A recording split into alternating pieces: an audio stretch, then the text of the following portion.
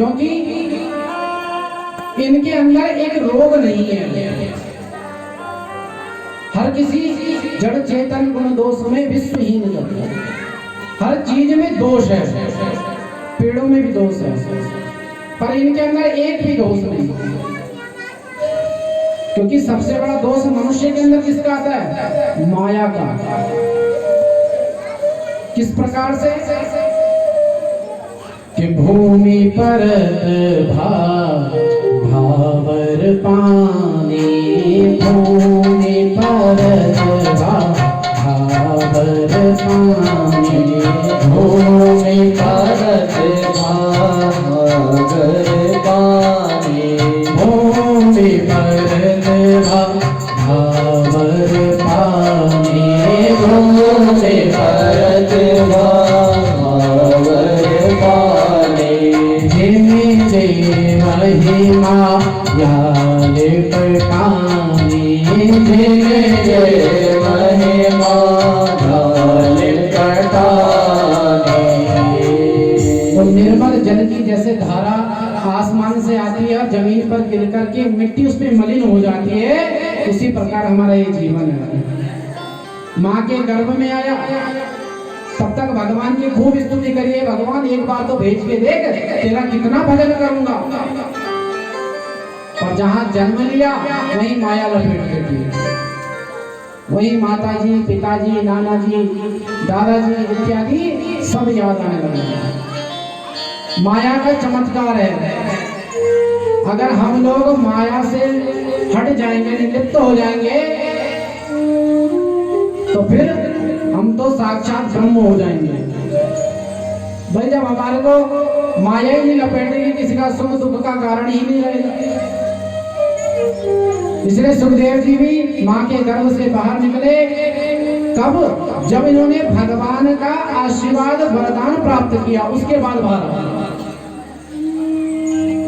के माया को सब कोई भजे, परमाधव भजे न कोई, हर जो कदापि माधव भजे तो माया चेरी हो। तो जो माधव का दास बन जाता है, तो ये जो माया है उसकी दासी बन जाती है। इसलिए व्यास जी महाराज जी तो पीछे पीछे दौड़ रहे हैं, पर हमारे सुखदेव बाबा क्या कर रहे हैं? प्रव्रजंत हो गए, वन की ओर चले गए। सुखदेव जी बाबा के चरणों में बारंबार प्रणाम करा है श्री जी महाराज जी ने। अखिल श्रुति सार में कम, सुखदेव जी महाराज जी ने समस्त श्रुतियों का मंथन करके एक सुंदर सार निकाल करके एक सुंदर दीप प्रज्वलित करा। श्रीमद् भागवत रूपी दीप का प्रज्वलित करा है। और तमोन्नतम दशाम, ये दीपक क्या करेगा? हमारे जो अंदर की अज्ञान की ग्रंथियां हैं उसको खोलेगा। उसी के लिए तो ये ज्ञान होता है ना। हम क्या करते हैं? कथा कहां से श्रवण करते हैं? कानों से। और कानों से श्रवण करने के बाद कहां जाती है? कुछ श्रोता ऐसे बैठे हैं, यहां से सुनते हैं, यहां से बोलने तो कहीं आते हैं, यहां से निकालते हैं। पर 100 में से 100 श्रोताओं में से एक श्रोता ऐसा जरूर होता है जो कान से सुनता है और इस मन में उतारता है।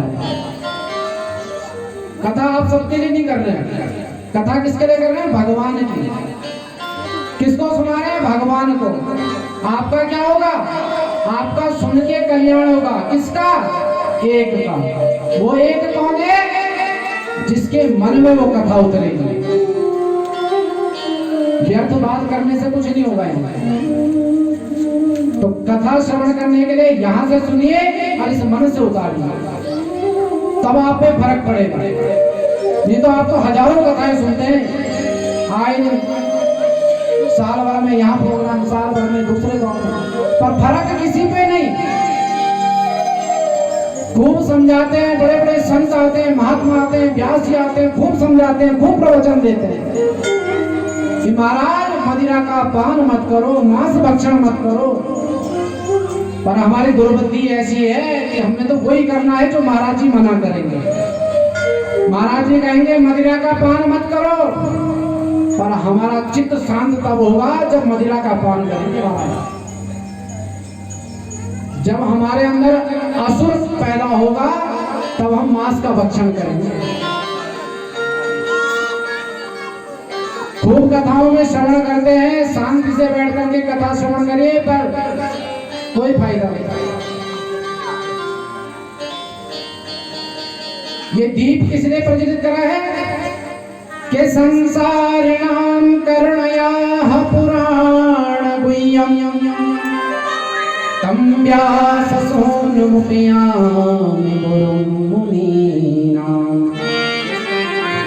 आपके लिए, हमारे लिए ही ये दीपक प्रज्वलित हुआ है, और हमारा परम सौभाग्य कि हम यहाँ इस स्थान पे बैठ करके कथा का श्रवण कर रहे हैं। धर्म के बारे में बताया है। धर्म क्या है? सबे पुंसाम परो धर्मो यतो भक्तिरदोक्षजे अहेतुकी प्रतिहता ययात्मा संप्रसीदते। हमें भगवान के लिए धर्म भी करना है, तो कैसा करना है? अहेतुकी प्रतिहता। उस धर्म को करने के लिए हेतु ना हो, हमारी इच्छा ना हो। हम भगवान का उपवास करें तो हमारे मन में ये इच्छा ना हो कि मेरा बेटा विदेश चले जाए। भाई, जो परम ज्ञानी भगवान ने, जिसने हमको इस धराधाम पे भेजा है, वो किसने भेजा? कि कर्म करो, अच्छा कर्म करोगे तो अच्छा फल पाओगे। तो भगवान तो स्वयं जानते हैं हमारे मन में क्या चीज है। तो इस कल्प वृक्ष, इसको भी कल्प वृक्ष कहा गया। ये भी एक प्रमाणित है। लेकिन जिस दिन से ये श्रीमद् भागवत कथा और शिव महापुराण का एकादश का ये यज्ञ प्रारंभ हुआ है, उस दिन से एक ना एक को जरूर फायदा मिला होगा, ये भी गारंटी है। अब 100 में से एक हो सकता है कि आपका कौन हो।